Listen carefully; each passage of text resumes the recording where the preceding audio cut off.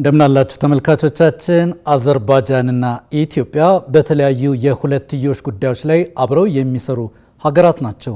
ከቀደመው ዘመን እስከ ዛሬ በእነዚህ የሁለትዮሽ ስራዎች ላይም ኢትዮጵያና አዘርባይጃን ወዳጅነታቸውን አጠናክረው ዛሬ ድረስ ዘልቀዋል።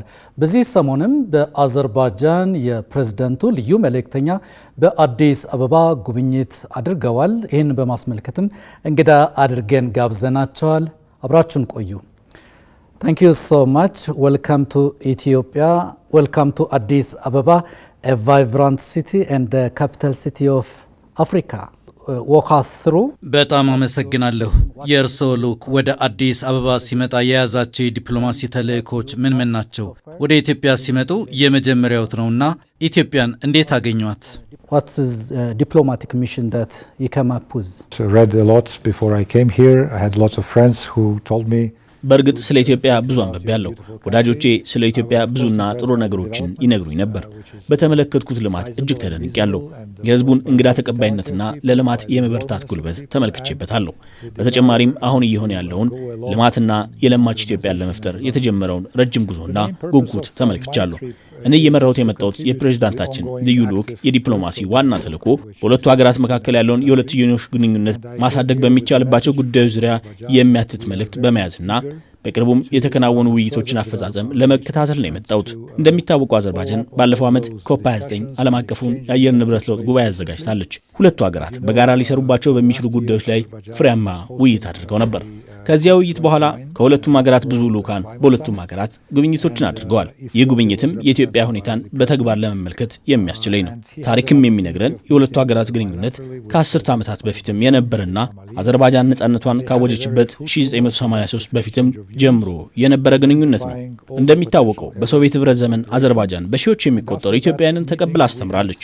የሁለቱ ሀገራት ግንኙነት በባለብዙ ወገን የግንኙነት ዘርፎችም ተጠናክሮ ቀጥሏል። Also within multilateral platforms. The relation between these two countries is historical. As you have mentioned, it has been a long time in many sectors. የሁለቱ ሀገራት ግንኙነት ከዲፕሎማሲም በተሻገረ እርሶም እንደተናገሩት በትልቅ ወዳጅነት የታጀበ ነው። በቀጣይ ሁለቱ ሀገራት በጋራ ለማሳካት የሚፈልጓቸው የብሔራዊ ጥቅም ዋና ዋና ግቦቻቸው ምን ናቸው? As a sovereign nations securing national interest. During these discussions that we have had in Addis Ababa, በዚህ የአዲስ አበባው ምክክራችን በጋራና በተጨበጠ መልኩ ልንሰራባቸው የምንችላቸው ጉዳዮችን ለይተን ተወያይተናል። ለምሳሌ በግብርና ዙሪያ በማዕድን ፍለጋና ማውጣት እንዲሁም በአምራች ዘርፍና በፐብሊክ ሰርቪስ አገልግሎት በጋራ መስራት የምንችልባቸውን ጉዳዮች መሆናቸውን ለይተን መክረናል። የፐብሊክ ሰርቪስ አገልግሎትን በተመለከተ አዘርባይጃን ከ15 ዓመታት በፊት ጀምሮ ተግባራዊ እያደረገችው የምትገኘውና ውጤታማ የሆነችበት የአሳን የፐብሊክ ሰርቪስ አገልግሎት ሞዴል በምሳሌነት የሚወሰድና በኢትዮጵያ በተመሳሳይ ያለውን የአገልግሎት አሰጣጥ ሊያዘምንና ሊያሳድግ የሚችሉ ስራ ተጀምሯል። ህብረተሰቡ በመሶብ እያገኘ ባለው አገልግሎት እየተደሰተ መሆኑን ሰምቻለሁ። አሰራሩ አሁን በጅምር ላይ ያለ ነው። እየሰፋ ሲሄድ የታቀደው በሙሉ ማሳካት ይቻላል። በቀጣይ የመጋቢት ወር በዚህ በአዲስ አበባ የመጀመሪያውን የቢዝነስ ፎረም ለማዘጋጀት አቅደናል። በፎረሙ የግልና የመንግስት ተቋማት የሚሳተፉ ይሆናል። የመንግስትና ከመንግስት በተጨማሪም የግልና የመንግስታት ውይይት በፎረሙ ላይ ይደረጋል። ስለዚህ አሁን ስምምነት የተደረገባቸው ጉዳዮች ላይ እንዴት ተግባራዊ ስራ እንጀምር የሚለው ላይ ተጨባጭ ስራዎችን እየሰራን እንገኛለን። of how we can go forward with practical cooperation. You have been mentioning this Masab is as a starting point here in Ethiopia. I want to hammer on this. ቀደም ሲል ያነሱት የመሶብ የአንድ ማዕከል አገልግሎት ጉዳይ አለ። እዚህ ላይ ትኩረት እናደርግና ኢትዮጵያ በመሶብ አገልግሎት ትግበራ ከአዲስ አበባ በመጀመር ወደ ክልሎች በማስፋት ላይ ናት። ኢትዮጵያ እያደገች ያለች ሀገር ናትና ይህ አሰራር ኢትዮጵያን እንዴት ሊያግዛት ይችላል? Assuming that Ethiopia is a developing country, the perspective of economy, the perspective of administration and so on. First of all, it allows to the governments to improve the quality. የመጀመሪያው ጉዳይ መንግስት የሚሰጠው አገልግሎት ጥራት ያለውና ውጤታማ እንዲሆን ያደርጋል። ሌላው ጉዳይ ደግሞ መንግስት የህዝቡን ኑሮ ሁኔታና ደረጃ ማሻሻል ግድ እንደሚለው ማሳያ ነው። በእኛ ልምድ መሰረት አገልግሎቱን ከትልልቅ ከተሞች ጀምረን ወደ ዝቅተኛ ከተሞች ነው እያሰፋን የሰራ ነው። በኢትዮጵያም እየሆነ ያለው ያ ነው። ይህ ቢሮክራሲን በማቅለል አሰራርን ያቀላጥፋል። Of the services that improves the quality of life of the population. Last week Ethiopia has been selecting to host this COP32 in Brazil. So the Brazil meeting has selected Ethiopia. ባለፈው ሳምንት በብራዚል ኢትዮጵያ ኮፕ 32 ዓለም አቀፍ የአየር ንብረት ለውጥ ጉባኤን ለማስተናገድ ተመርጣለች። በሌላ በኩል እርስዎ ወደ አዲስ አበባ ሲመጡ የመጀመሪያዎት ነው።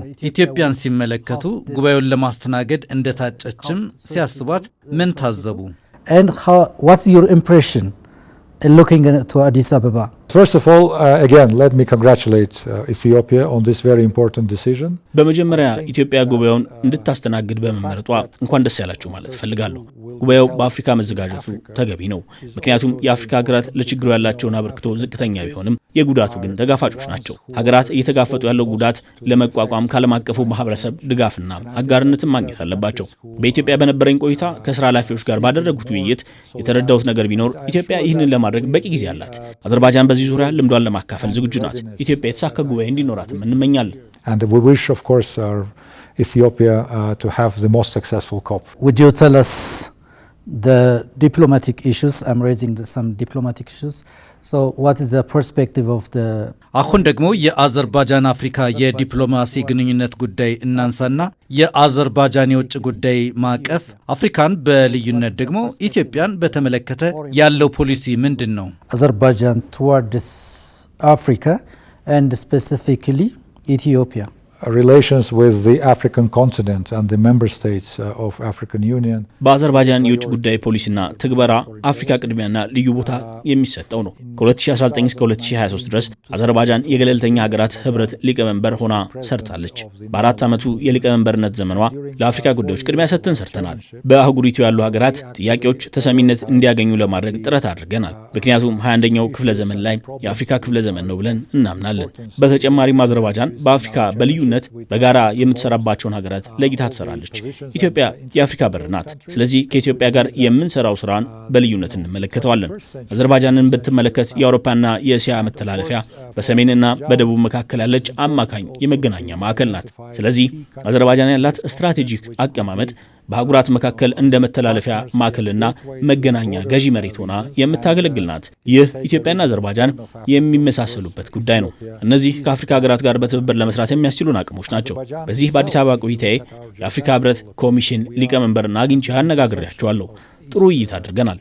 አዘርባጃን ይህንን ግንኙነት ተቋማዊ ማድረግ ትፈልጋለች። በቀጣይም የግንቦት ወር አዘርባጃን ዓለም አቀፍ የከተሞች ፎረምን ታዘጋጃለች። ያ ጉባኤ ሁሉም የአፍሪካ ህብረት አባል ሀገራት በአዘርባጃን ተሰባስበው ስለ ከተሞች እድገትና ደረጃ ለመወያየትና በሌሎች ዘርፎችም የተጀመሩ ምክክሮችን ለማስቀጠል እድል የሚፈጥር ነው። Actually, that also will be an excellent opportunity to continue our dialogue with African nations.